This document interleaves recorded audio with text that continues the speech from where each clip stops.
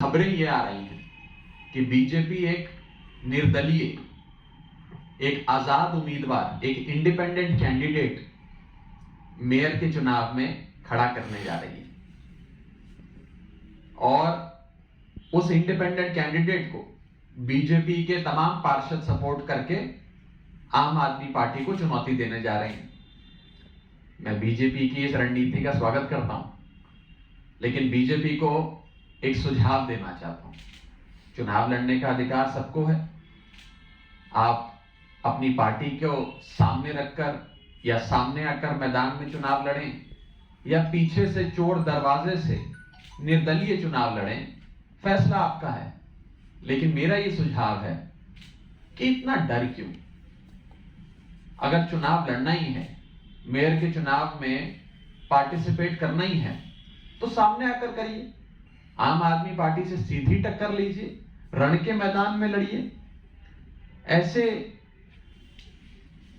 पीछे से चोर दरवाजे से वार करना और एक निर्दलीय के, एक स्वतंत्र, एक आजाद उम्मीदवार के सहारे उसके कंधे पे रख के बंदूक चलाना, इतनी बड़ी पार्टी को, जो अपने आप को विश्व की सबसे बड़ी पार्टी कहती है, उसे शोभा नहीं देता है। हिम्मत है तो सामने आकर लड़ो, हिम्मत है तो मेयर के चुनाव में अपना प्रत्याशी, अपनी पार्टी का, अपने पार्टी के नाम पे प्रत्याशी को आगे लाकर लड़ो। निर्दलीय उम्मीदवार की क्यों जरूरत पड़ गई आप लोगों को? नगर निगम के चुनावों ने बीजेपी की दिल्ली की राजनीति से ऑफिशियल एग्जिट कर दिया।